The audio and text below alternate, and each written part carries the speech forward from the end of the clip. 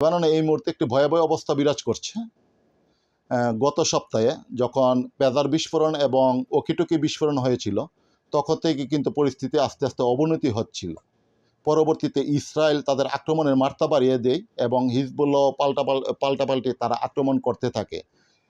গতকালের যে আক্রমণ হয়েছে, সেই আক্রমণে একটি বিকট আক্রমণ হয়েছে এবং সেটি কিন্তু ঠিক বৈরুতের পাশেই দাহি এলাকাতে হয়েছে এবং সেখানে হিজবুল্লাহ নেতা হাজি নসরুল্লাহ উনি নিহত হয়েছেন বলে আজ হিজবুল্লাহ স্বীকার করেছে।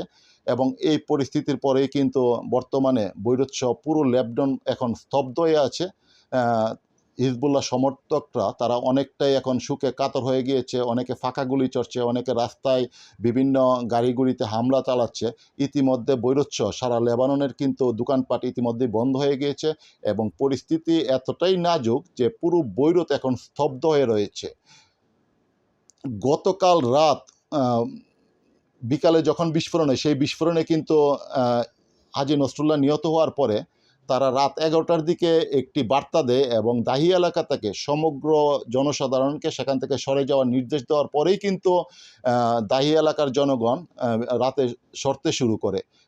সেখানে কিন্তু এই দাহি এলাকাতে আমাদের প্রচুর বাংলাদেশি রয়েছে। তারা বিভিন্ন কাজেও তারা ওই এলাকায় থাকে এবং বসবাসও করে।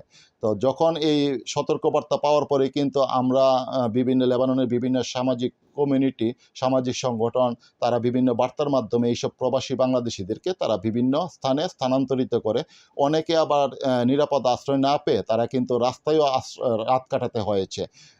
অনেকে যেহেতু অনেকে আবার আশ্রয় না পেয়ে অনেকে বিভিন্ন আশ্রয় কেন্দ্রে আশ্রয় নিতে গিয়েও সেখানে বাধার সম্মুখীন হয়েছে। যেহেতু বাংলাদেশি বলে অনেক যে লেবানিজ যে শেল্টার যে আশ্রয়কেন্দ্রগুলো আছে, সেখানে কিন্তু বাংলাদেশিদেরকে অনেক জায়গায় ঢুকতে দেওয়া হয় নাই বলে অনেক বাংলাদেশিরা অভিযোগ করেছে। তবে লেবাননে এখন লক্ষাধিক বাংলাদেশি তারা খুব একটা আতঙ্কের মধ্যে তারা জীবনযাপন করছে।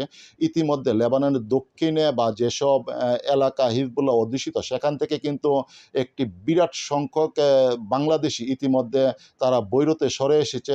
আবার অনেকে এখনও পর্যন্ত এইসব এলাকায় ঝুঁকিপূর্ণ এলাকায় অবস্থান করছে, কারণ প্রবাসীরা অনেকে অভিযোগ করেছে যে মালিক পক্ষ তাদের পাসপোর্ট বা অনেকে বেতন না দেওয়ার কারণে তারা এখনও এই ঝুঁকিপূর্ণ এলাকায় অবস্থান করছে।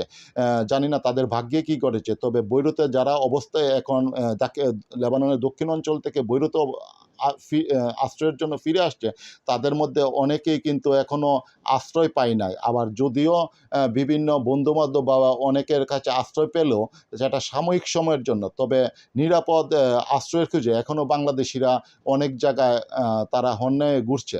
তবে লেবাননের বর্তমানে বাংলাদেশিরা অনেকটাই আতঙ্কগ্রস্ত।